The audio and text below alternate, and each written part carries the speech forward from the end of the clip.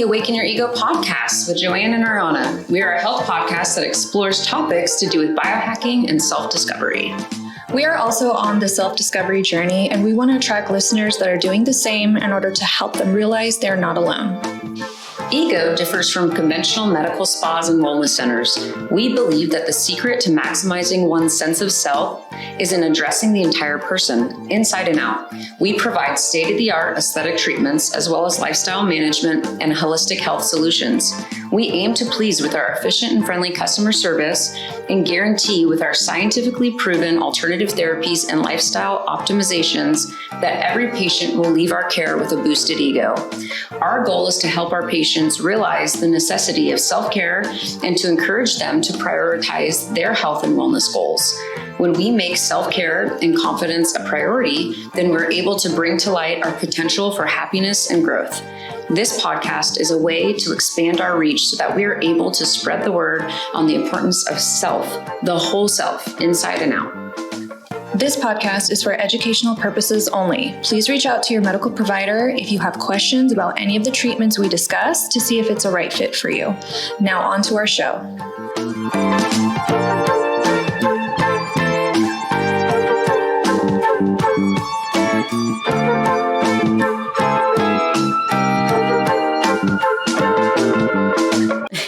Hi, everyone, and welcome to another episode of Awaken Your Ego. Today, we have a special guest with us, Jake Keidel. And before we get into his interview, Ariana's just going to kind of introduce him and read off his bio. Perfect. Welcome, Jake. Hello. So Jake is a 33-year-old proud business owner. He's an IFBB Bodybuilding Pro, as well as a highly reputable personal trainer. He's born in Vallejo, California. Jake spent most of his childhood growing up in Washington State before returning back to California at the age of 13. In his high school experience, Jake was first introduced to weight training and quickly developed a passion for it. He knew he wanted to pursue his own personal fitness journey in weightlifting. While attending college and working as a full-time employee, Jake decided to take an entrepreneurial shift and work for himself, seeing the opportunity to pursue a career in what he was truly passionate about. Jake officially started bodybuilding in 2012, and in 2014, he opened up a gym of his own, Tru-Fitness. In 2017, Jake achieved his IFBB Pro bodybuilding card. Today, Jake runs his private gym located in downtown Modesto, California, which is a hybrid gym offering CrossFit, powerlifting, bodybuilding, and functional training areas. Jake offers professional training, specializing in hypertrophy and muscle building, as well as contest coaching with online training. Bodybuilding has not only helped him create a successful business for almost 10 years now, but an exceptional fitness resource for people of all ages with physical health goals. Nice. So welcome. Thank you. How does that make you feel to hear about yourself?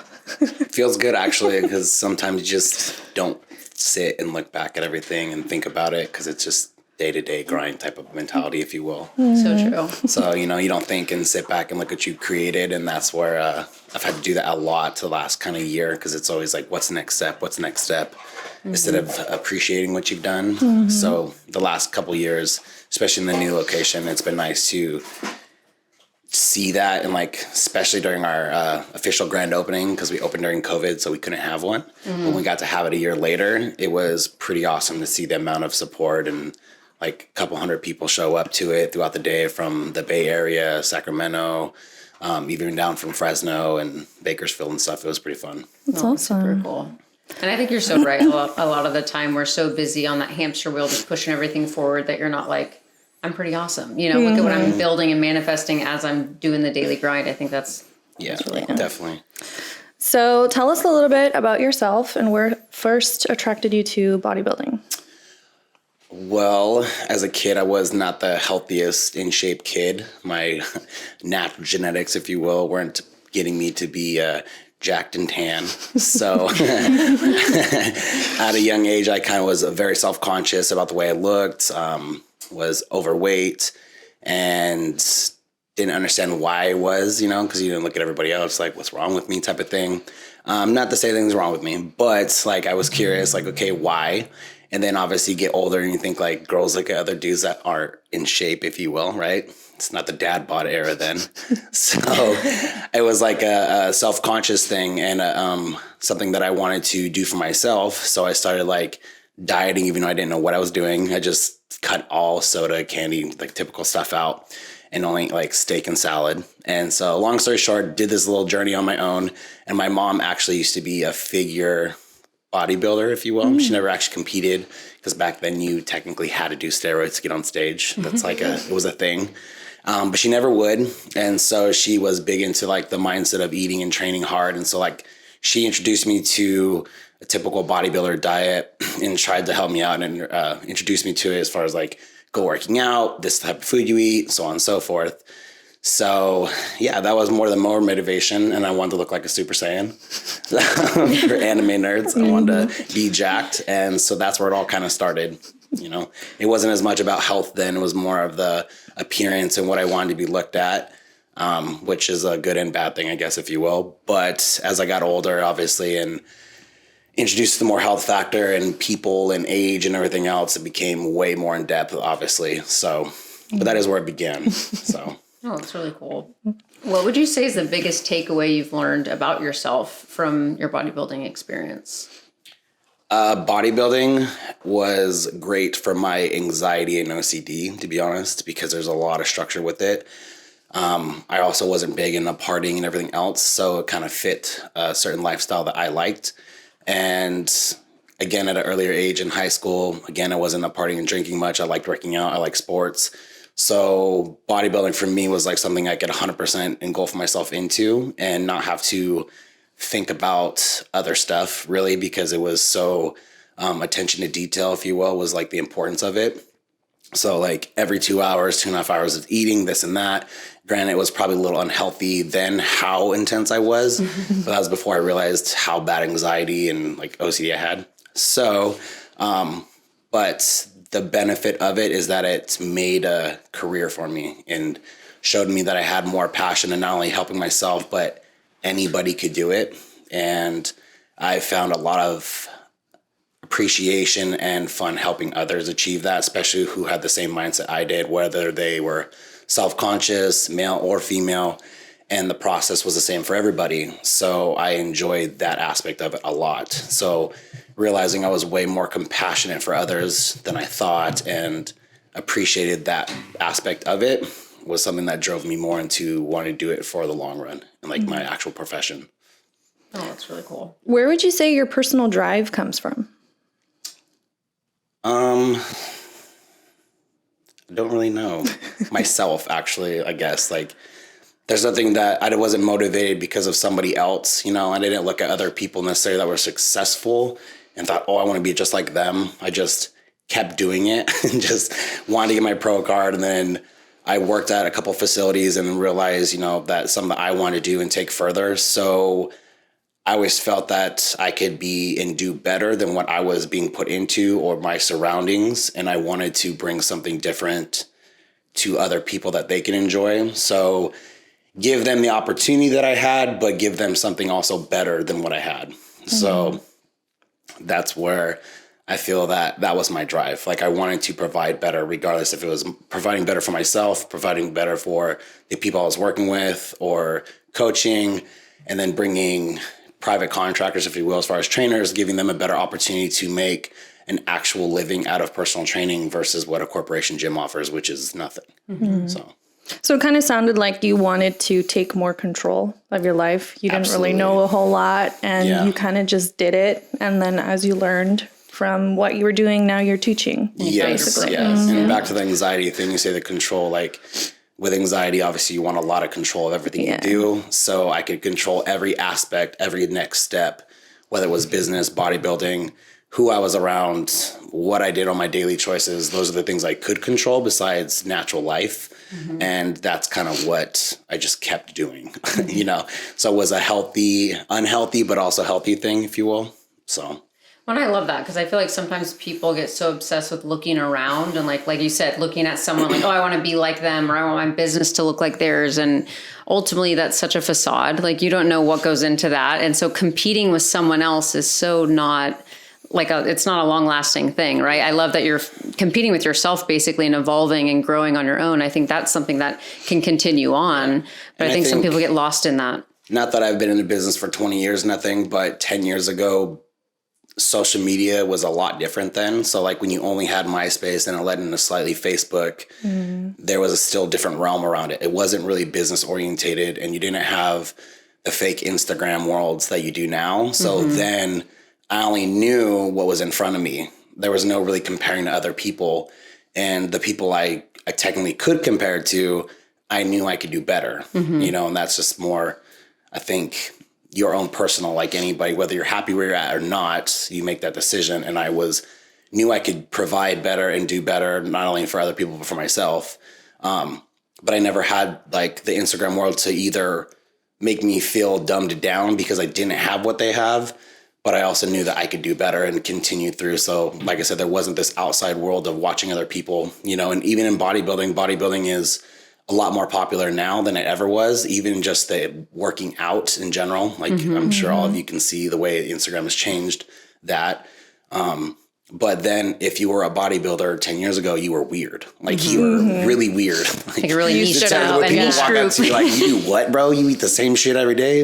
That's weird. You know, like committing daily activities surrounding your activities around eating and stuff like that was really weird to people. So, and I didn't mind that. Like, it was kind of like that's fine. I'll do it anyways. I do it because you can't type of thing, you know? Yeah. But, yeah, it was just a lot different then. That's really cool. Can you tell us a little bit, because I know you're in obviously the fitness industry, but how did you balance adapting to COVID and all the changes and shutdowns and then still maintaining the company and surviving through it? I would say if I opened brand new without already having a business, or I would say my business being known, I probably wouldn't have survived very well. Like, I know a couple of gyms I tried and they didn't do very well, and I'm not sure how they're doing now, but I just know from personal, and that's not any trash talk. It's just, I know it was very hard to get yourself out there as everyone was now being freaked out during the whole thing. The people that I already had inside my facility as far as clientele, and that already started as the memberships were coming in, because right as COVID hit in March, like it became a thing and then people started to shut down, we legit opened. So like, as far as handling it, it was more like, well, I have to do this because I have all my eggs in a basket. I only have a choice. And then the 6 weeks they finally did shut us down, it sucked, you know, like it was very hard. And then I just pretty much got put in a fork in the road. Like, you either are now going to start failing because bills are due, this is due, and they're telling you to shut down for 7 months. And I just was not going to do it. So I ended up staying open, and the city tried to find me and went through this whole process. Wow. But, it was more just also the support of the people that had in the gym, because they were like, don't do it, bro. Screw them. We're going to stay here. Don't worry about it. You know, they legit had the SWAT team pretty much breaking my door one day, and people scatter like it was a crack house. And it was very embarrassing for them. Like, you could tell they were like, we're so sorry to have to do this, but you just need to shut the doors. And I'm like, cool, man. But they were suited and booted. I'm talking like trucks, vans, the whole thing showed up like so in suits and everything. It was pretty intense. So, but besides that, it was hard, but just same thing. Like, I didn't really have a choice at that point. So, but we had a lot of support too. Like, during that time, all gyms were shut down. So again, people from Tracy, Sacramento, San Francisco, they were willing to drive an hour and a half just to go work out for 2 hours because they knew we were open, and word spread really fast. So business actually for me during COVID was fantastic. Like, awesome. I wish we just shut down again, because it was an amazing time for me, to be honest. So for all the gym rats, it was kind of like, okay, where are you working out? Like, you couldn't post, but you know, if you like posted privately, everyone would be messaging like, hey, what gym is that? Yeah, it was secrets. Hours? People would post little clips and they wouldn't post where it was at. And then it was just one after the other. I would get messages on the business phone. It's like prohibition. Yeah. Yeah, like legit. It was underground. But I mean, when you're dedicated to working out, you know, like, this is a thing. This is a lifestyle choice. You can't just take that away. Especially, you know, you think mental health purposes and all that. I was going to say mental health. People were like, you know, like, some people say stuff and they're just kind of being over the top. But then there's other people that send you these long, elaborate messages like, you legit saved my life during that time. I was going through X, Y, and Z, and this is all I had.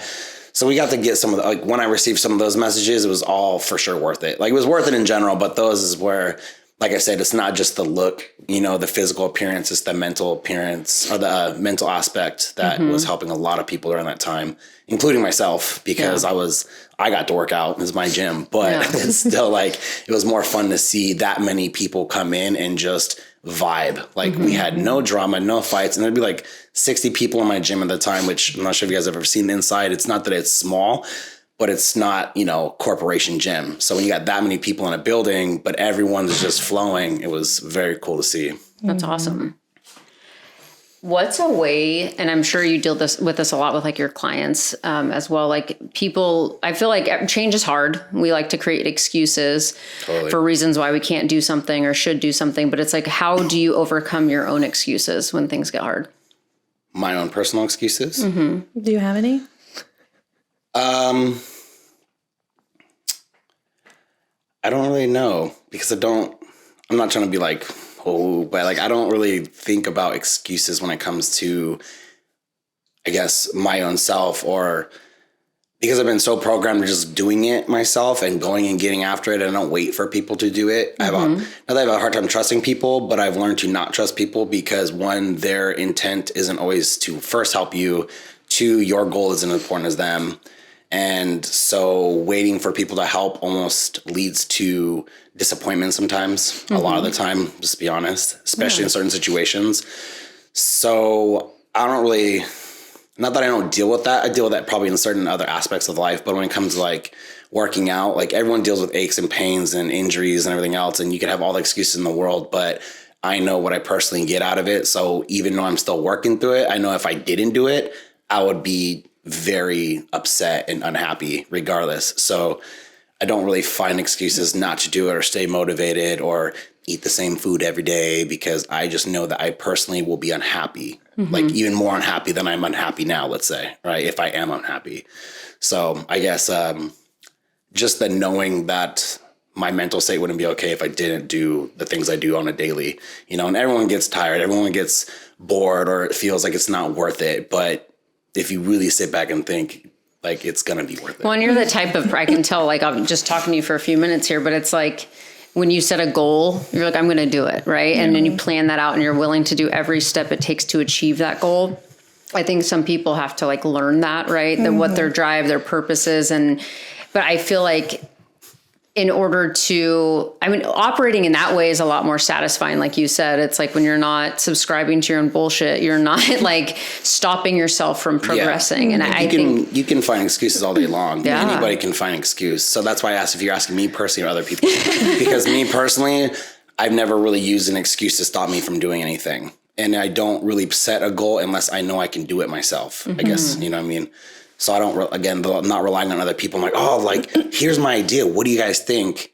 Well, I'm going to tell you, but it's like, you can give me your opinion, but I'm going to do it regardless, most likely, because I'm not asking you to help me. I'm just saying like, hey, check it out. This is what I got envisioned and this is going to happen. So if you want to join, have at it, join the train, but I'm doing this with or without you guys, And so where other people, it's a choice, period. It's a choice. You can talk about it or talk about being unhappy or all your reasons. I know life happens. I have an easier life than most as far as I don't have a lot of responsibility. My gym is a responsibility, but it's not a lot of responsibility.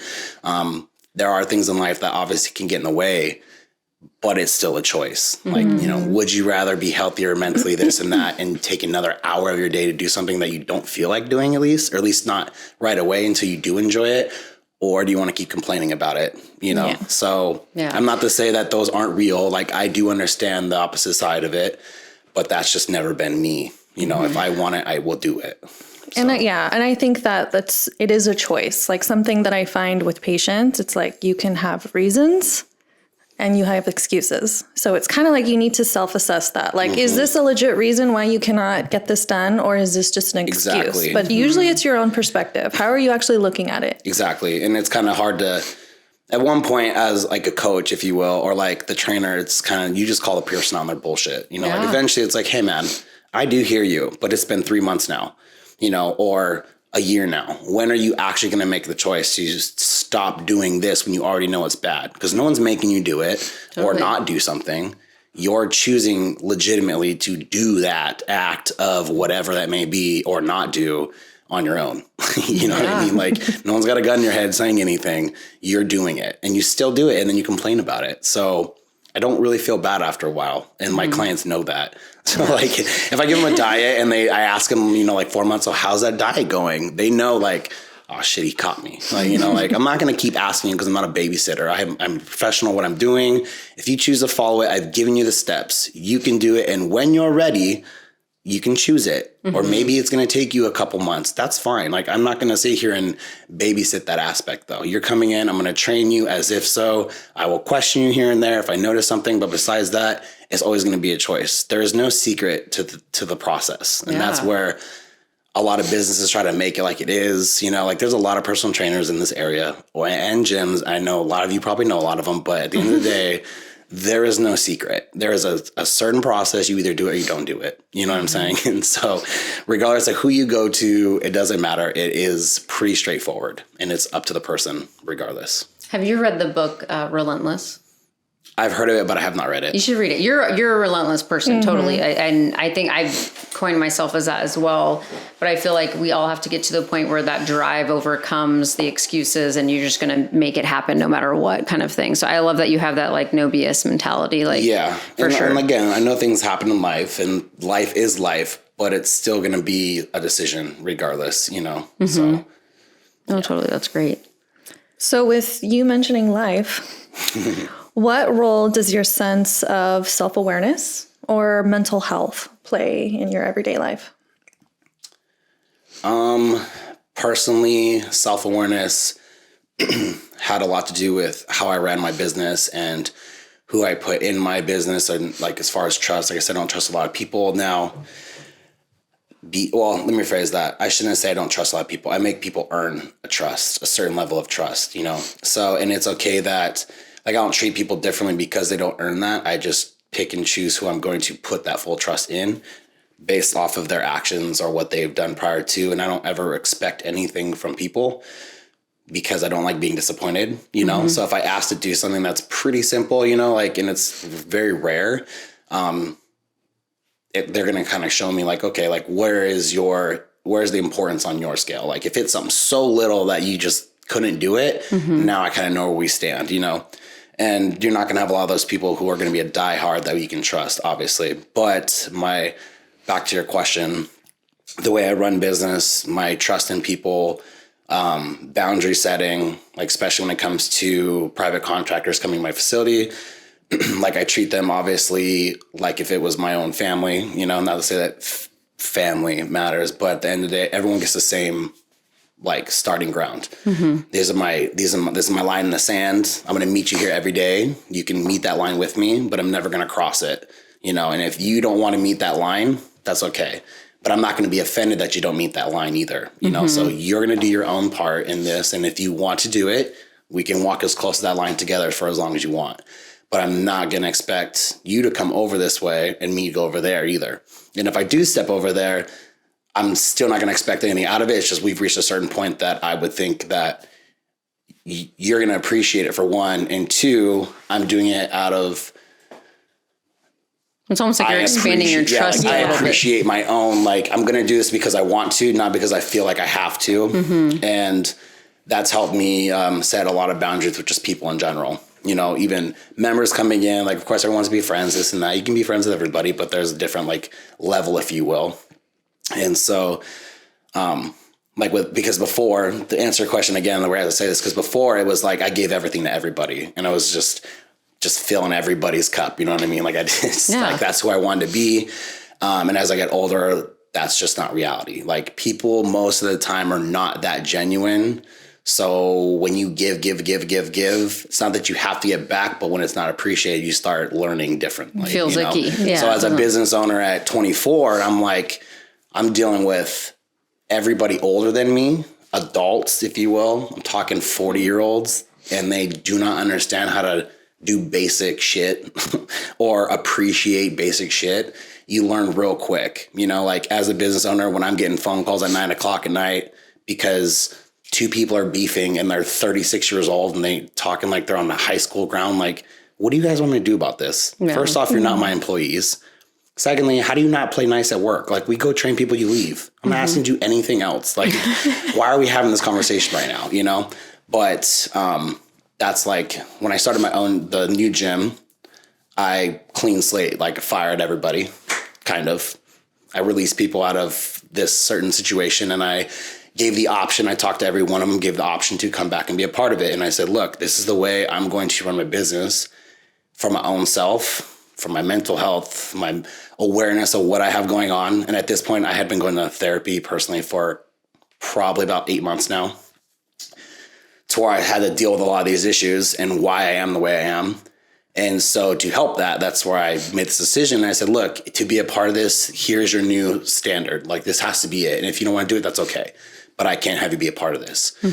And some people were not okay with it. And that's okay. And I said, that's cool, man. You have the option, but then you have to leave. You know, down the road, some people came back and said, hey, I respect it, and we're just fine.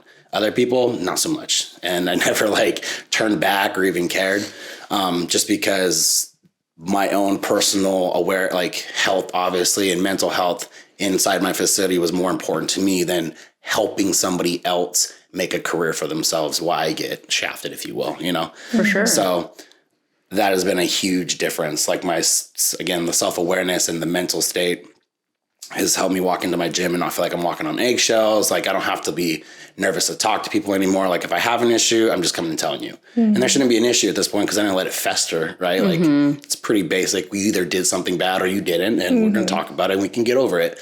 But back in the day, it would just eat at me, and I would let it fester, and I didn't understand it. I'd get so mad because why would they do this? And it's just not how I do business anymore. So I love that. And I feel like creating boundaries as an adult, or even in general, but especially as an adult, is huge. And I think a lot of the times we're going along life with this old structure that we've lived by, whether it was, and that's formed with relationships, parents, Totally. things you're exposed to. And I think you have to eventually reestablish what those boundaries are. Yeah. And I think for me, that's something I've been working on pretty consistently, is where are my boundaries in my relationship, in business, as a mom, as an individual, what do those look like? But going through and reevaluating all of those and setting those lines of this is what I expect of myself and others. That's a big deal. And I think a lot of people don't even do that mental work to figure out what those are. Yeah, I think that's a big issue that people think therapy is for crazy people. It's not. But them understanding that about themselves, or what they are willing to give and not give, or where their own boundaries are, it's not talked about enough. 100%. And I've even talked about with my own trainers, check it out, man. I'm on this whole new path, bro. I've been on it. You guys have noticed it. This is why. Appreciate the way I'm talking to you, because this is what I expect on the flip side, just understand that when I come into work, if I have a bad day, or I'm having a bad day, which is very rare, but it has nothing to do with you. I'm not going to treat you poorly, but don't ever take offense to it. And if you do have something to say, please tell me. It's going to be a very easy conversation, because I'm not going to take my day out on you, but that's something that a lot of people are not aware of, but I wasn't either, obviously. And then, like I said, dealing with other adults, you think what the fuck is wrong with you? Sorry. What is wrong with you? And the problem is they don't even know what's wrong with them, so you almost have to even think one more step and be they don't realize they're doing that. They're just doing it off of their own shit. And they don't even understand how they're acting or why they're acting like they are. So it gave me a little bit more, empathy for people, I have it, but it's very limited at the same time. All right, I feel you, I care, but now I know, I'm not going to have this conversation more with you, because all you're doing is draining me and you actually don't get it. So what's the purpose of continuing? I pick and choose who I help, if you will, now. Just because it can be very mentally draining on yourself when you start taking care of yourself and you realize there's so much energy. I don't need to do all that. So it's the whole boundary thing in general. That's a big step. That was a big step for me. But also understanding why I am the way I am with helping and this and that. I had to push that back. I had to take a step back and be okay, you need to check yourself too. Not only for other people, but my own self, For sure. So. Oh, that's really cool. So how would you define your self-care right now? And what does that look like? One would be therapy. I see my therapist once a month. It used to be every other week. And after a while, she's like, hey, man, just do once a month. You're fine. We can talk. We can hang out. You got some shit to go on talk about. Let's talk. But that first is probably the most important. because I don't talk to other people as much out of respect for them, because I don't want them to take offense when I'm like, I don't really care about your opinion, you know? If it's a really, really close friend and they want to hear me out, but most of the time I'm talking to talk. I'm not like looking for, please don't tell me what you think I want to hear, because at this point I'm thinking all angles, you know? So some people like feel like they're being a friend by telling you something, and it's like, all right, check your brakes, bro. I get you. You ain't gotta be that intense, you know? But for sure, therapy, and then obviously working out, understanding internal health, gut health, like how that responds to like your brain health has been huge for me this last year. Had a mishap in bodybuilding where my health kind of took a little bit of a turn, and the last year I fixed it when I've noticed a major difference. Even just the way my thought process is, and like depression, this and that, which I didn't realize I was in at the time. But that's been huge. So understanding a whole nother level of hormonal health and gut health and things like that, that tie to your physical everyday and your physical health in general. But of course, working out, like understanding you can't just walk one line all the time, you know, like it's just moving the body. But I would say that's it. And then obviously trying to have more fun in life. Like it doesn't have to be as serious. Like with bodybuilding, I had to learn, like, you don't have to do it exactly this every single day. Like, yes, you got to do things. There's check boxes or boxes to check. But once you check them, like, it's okay. Like you can have a little play here and there as long as you understand what's going on or this or that. And like my anxiety factor back in the day, like I said, if I didn't eat exactly like 2.5 hours, I'd be in the grocery store with a full cart of food, and I would literally leave the cart there and be like, fuck it, I gotta go. I'll go eat and then come back and hold my cart's there. I don't do that anymore. Like that's how bad it used to be. But yeah, like finding new ways to enjoy life now that, you know, we talked earlier about like the grind of every single day. I hate the word grind, actually. That's not a proper word. Your daily routine, getting stuck in it and then not enjoying actual life. That's something I learned the last couple of years, even with the new gym. Like, okay, what's the next step? My therapist is like, bro, what do you want to do next then? Like, what is the next step for you? Because I didn't know, because I didn't have one. So it really freaked me out. But it's like now your options are endless type of thing. So again, like, what do you personally want to do? What are you going to do about it? So more like the health thing again. Personal health is trying to enjoy more life and less every day. Like it has to be this way all the damn time. So that was a big thing for me. No, I totally track with that. I feel like I'm a very goal-oriented person. I'm always looking at that end with the end in mind, and I'm working on all the steps to get there. But that's been a focus of mine lately, and realizing like I need to allow the play, like you were saying, like the joy, the happiness. I don't need to just check boxes. Like, why can't I take a minute and have fun and enjoy my kids instead of making them do all these different things that I think they need to do? Or in my relationship, it's like that free time that sometimes feels like a waste, or like, oh, I'm not making the most of my time right now. It's like that can be very anxiety promoting. But when mentally you put that aspect on it, like, no, this is part of it. I'm allowed to just heal and rest and not think like that's important. Yeah, no, and that's what I was getting at. Like back in the day, that anxiety factor would kill me. But since 24, it's like almost 10 years now as of this next month, which is a whole nother story. But like 10 years, that's all I've thought, you know, like every day is the next day, the next day, the next day, this day, then the next one, you know, type of thing. Like if I do this today, tomorrow's going to be like this now. And then tomorrow will be like this. And it's just constant, and it's very draining, and it's a great thing to have, but it's also very toxic, you know? Because again, when now it's not there, like, so when I got told that I might not be able to bodybuild anymore, like, or bodybuilding's not for me, I almost like lost my shit. I was like, bro, that's what I am though. Like, I am a bodybuilder. What do you mean I can't compete anymore? He's like, well, go ahead, man. Your heart's going to blow up. I don't know what to tell you. And I just like literally cried and bawled and was so depressed. Because that's who I identified as. Like, everyone knows, like, I'm the bodybuilder. If I'm not a bodybuilder anymore, what am I? And my therapist was like, bro, you're you. It's fine. Like, you can be you, you know? So, like, and again, that was probably like a year ago. I had that conversation, a year and a half ago. Or, no, a year ago. And that's when I was like even more eye-opener. Like, okay, this whole like next step shit, you gotta like relax. And that's where she's like, what do you actually see yourself doing? Like, what is gonna make you happy? And I didn't even know how to answer that at the time. I was like, I don't even fucking know, because goals make me happy. Like achieving something makes me happy. And she goes, well, that's your anxiety and shit though, talking, because you can control that, because you're in the fucking open lake right now in a boat with no paddle, you're freaking out. And I'm like, well, who fucking wouldn't be? Exactly. Right? But she's like, but it's okay. Like, get somewhere a little bit slower even. Like, take some time to think about the direction you want to take. And I was like, ugh, all right, I hear you. I get it. And it like really sank in. And like those next few weeks, I was like, okay, I get it. Like, it's going to be fine, you know? So it is a hard mindset to get out of, and you can't like completely just say fuck all, you know, you can't just do that because that's not real life either, you know, but there does have to be a happy medium. There's got to be a fine line of insanity, if you will, and comfortability, I guess. So what actually made you want to go into therapy, just out of curiosity?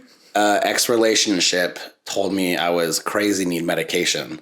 And I took crazy offense to it because like I didn't know how to deal with myself. You know, like I would have this, because certain people, like people that say like, oh my gosh, I have anxiety, you know, just going to the store, like that's not real anxiety. Like real anxiety is like you got some issues. Like I have a twitch because of it. Like it's all bad.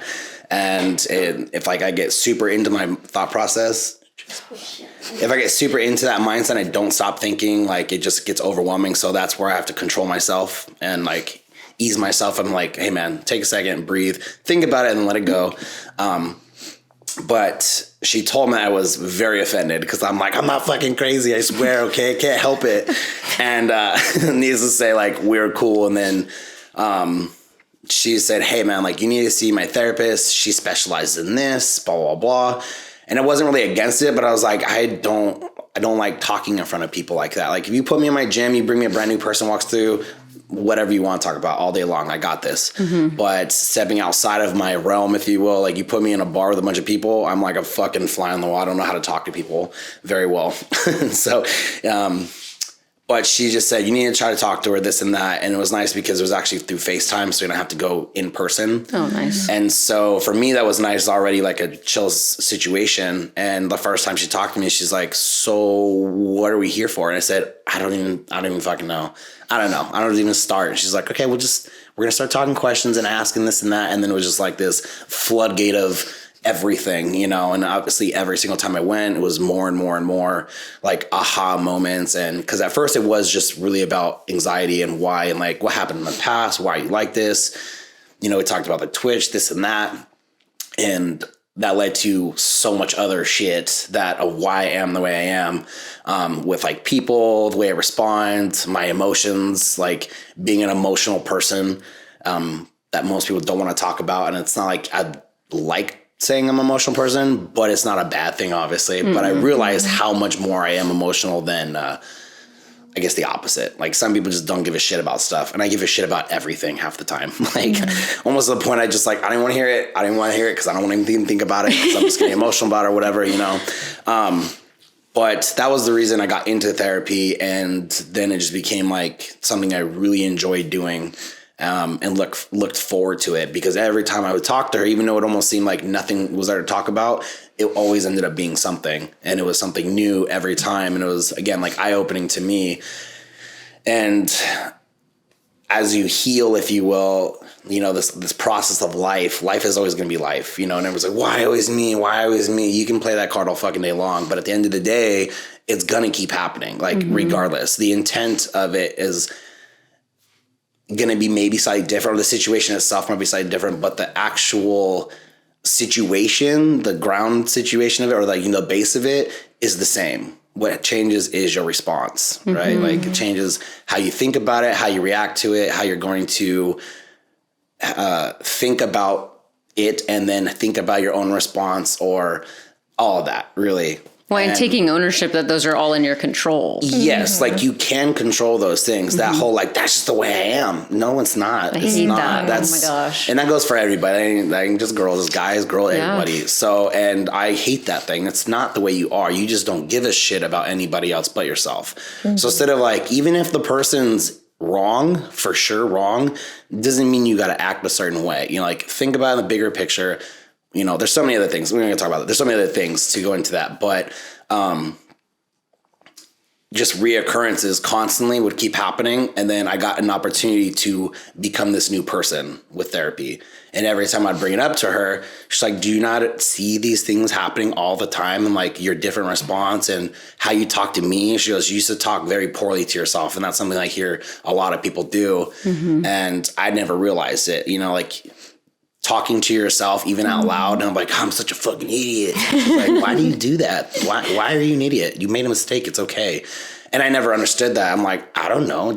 I guess it makes me feel better. She goes, talking to yourself that way makes me feel better. Do you like when other people talk to you that way? I was like, no. She's like, well, why do it to you? Shouldn't you be the nicest person? And I'm just like, wow, okay, I hear you. And this is like the first just 2 sessions into it.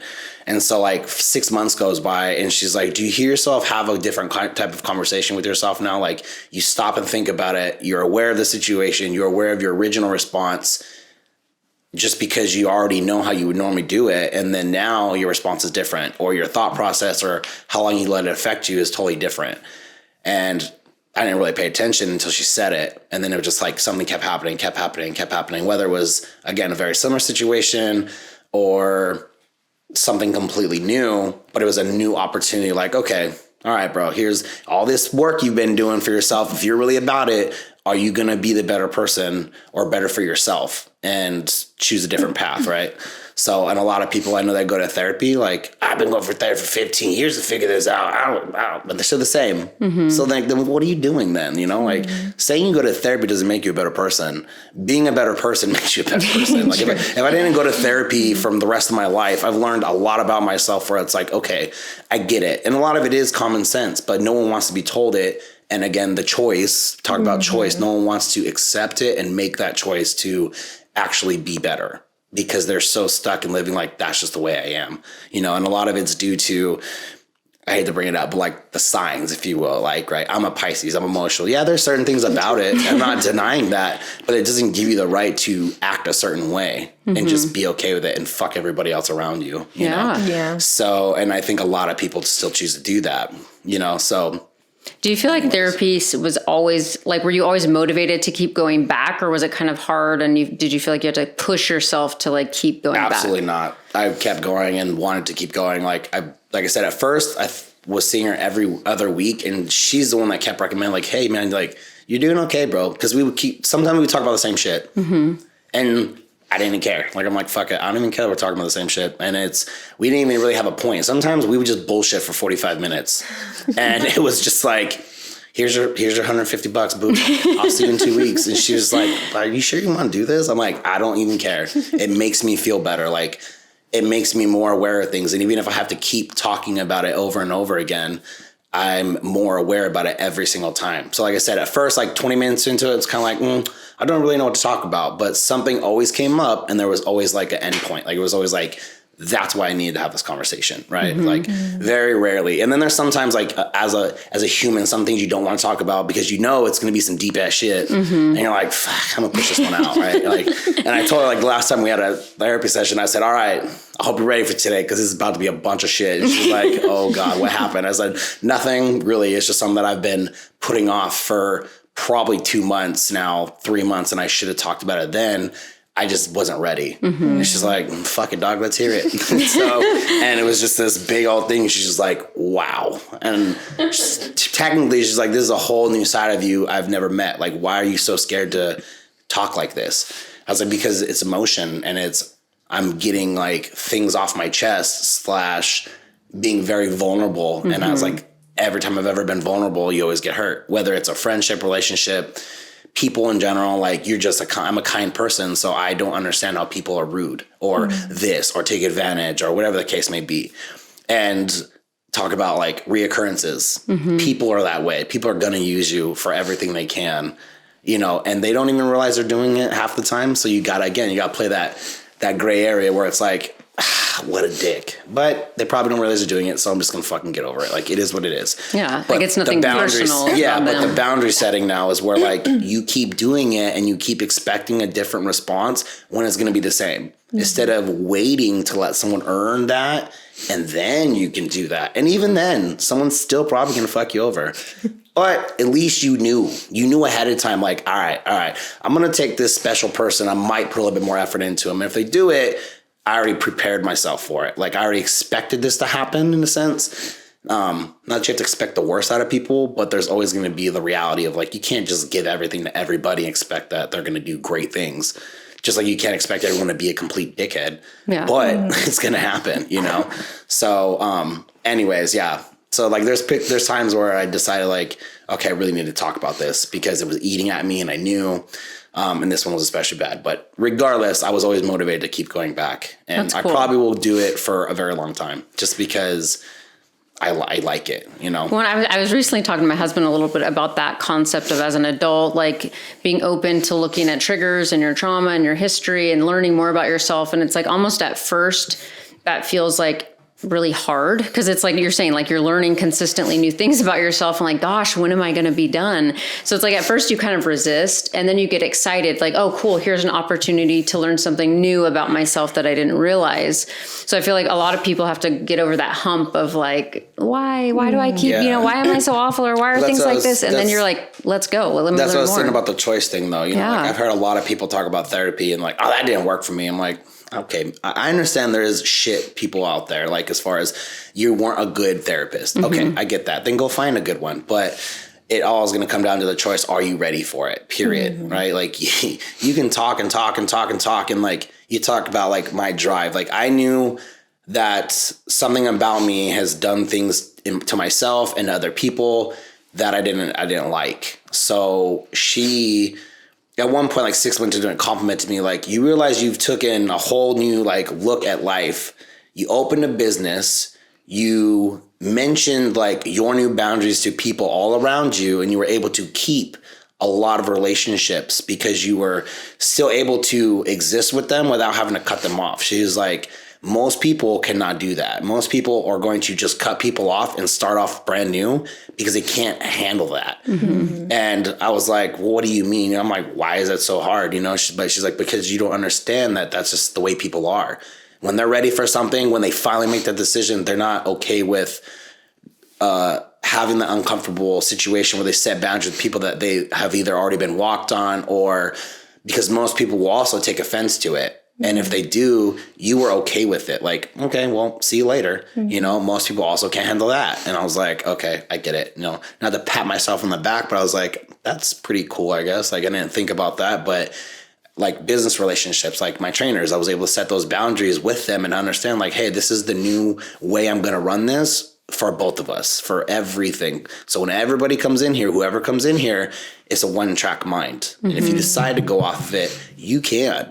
But you're not going to get anything from me. So understand that. And it's like, as long as we're cool and we have that like understanding, we can be just fine. And anyways, yeah. No, and I totally think there is not really a place for emotion when it comes to like good business decisions.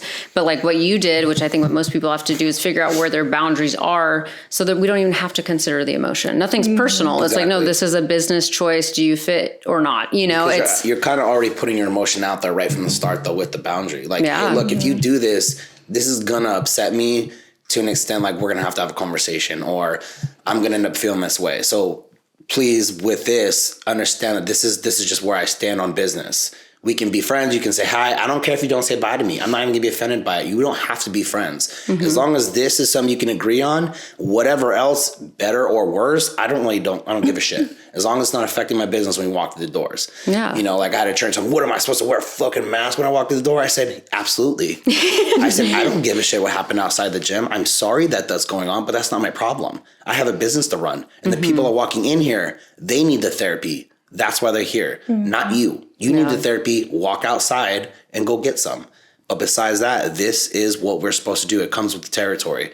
This is part of our job description. If you can't do it, don't do it. But this is what I expect out of this place. And he was just like, mind blowing. He's like, fuck, okay, dog, I get it. You know?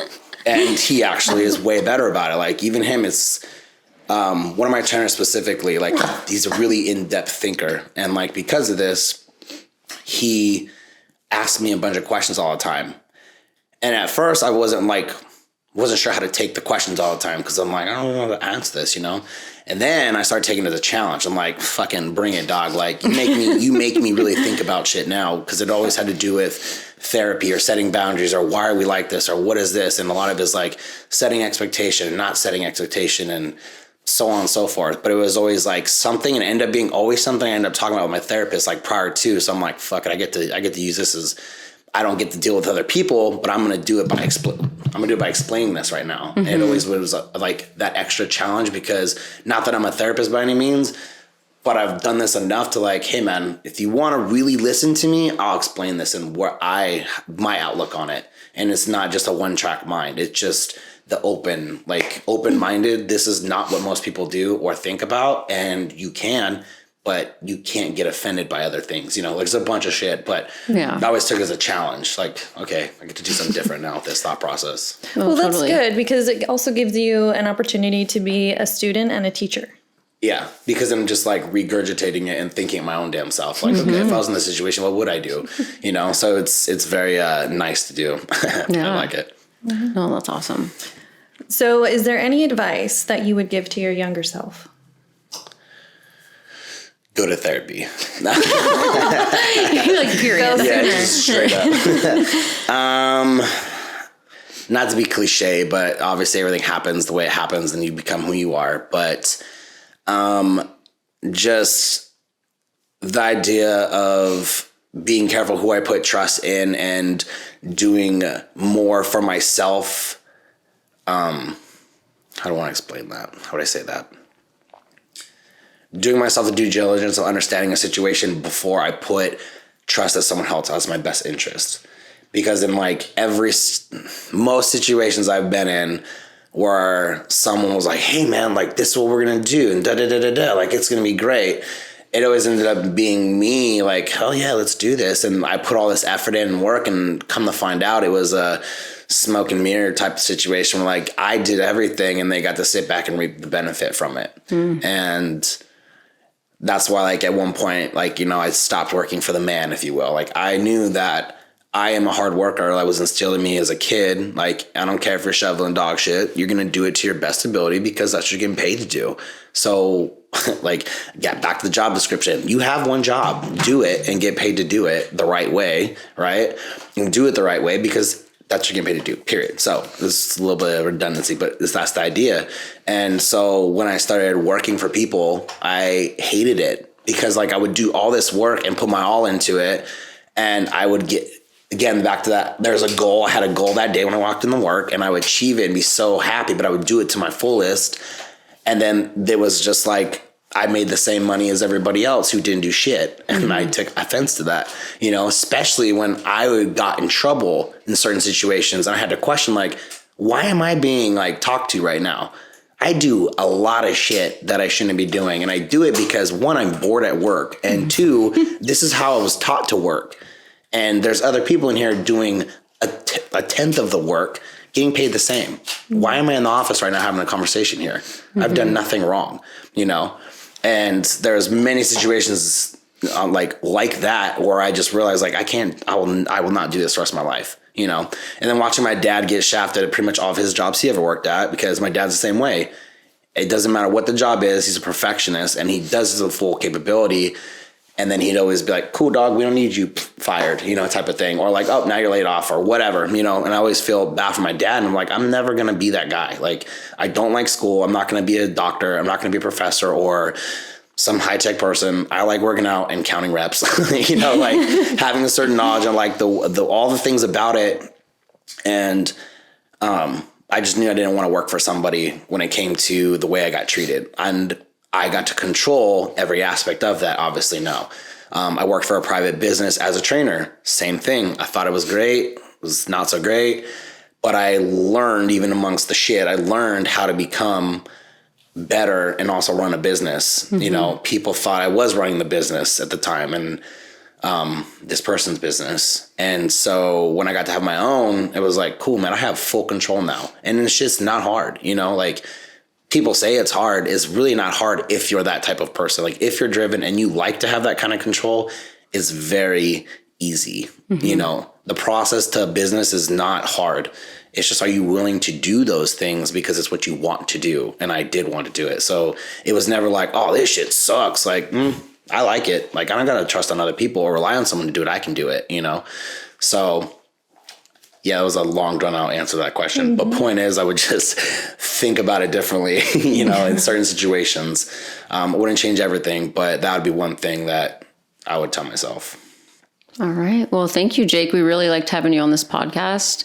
And I love your grit and your tenacity. And I think it's something that we're all going to be seeing consistently as you grow your business and serve more clients in our community. I think that's really cool. Awesome. So how would clients be able to get a hold of you? What are your handles? We have our Instagram, which is Tru-Fitness or Tru-Fitness Modesto. And then we have our TrueFitnessGym.com website where you can ask questions. You can inquire about either training, membership, all the information. Pricing is already on there. Or DM me personally at IFBB Jake Keidel, triple B's. And psych. And we can get you started up. The process is really, really easy. And then we also offer like a free training session if training is something you're into. Like if you're really into it and the price is something you'd like to do still, you're just kind of questioning, kind of teetering. A lot of people, I will say this, a lot of people think that our place is strictly bodybuilding because our people compete, like the trainers itself, and then they think that because I'm the pro bodybuilder, that's all that goes in there, and that is not the case. So we'll even offer like a free day pass for anyone that hears this podcast. Just mention the podcast, and we'll even give a free day pass just to come check out the different environment, because it's not a bodybuilding environment. Like, yes, it is if you want it to be for you, but it's literally for everybody. Like all my clients are people from 22 to 78 years old. My 78-year-old's been training me for 12 years now, all the way back since I was a trainer in shape. And she's a Billy badass and everyone loves training with her, but it's a mixture of everybody. The style of training that we teach and I teach is for all ages, no matter the goal, because at the end of the day, losing body fat, gaining muscle, it's all the same. You want to be a powerlifter, I can put you towards a powerlifter, but at the end of the day, like physical health, mental health, learning a process, learning a program, learning how to diet for the right reasons. I don't really like to use the word diet because it's just eating healthy food. But at the end of the day, learning a new nutrition program for yourself, like that's what it's all about in our place. So awesome. Well, thanks again for joining us. Yes, not a problem. It was fun. Thank you. Bye. Thank you for listening to Awaken Your Ego, a podcast that explores biohacking and self-discovery. We hope you follow us on Instagram and Facebook to stay up to date on what we're working on in your area.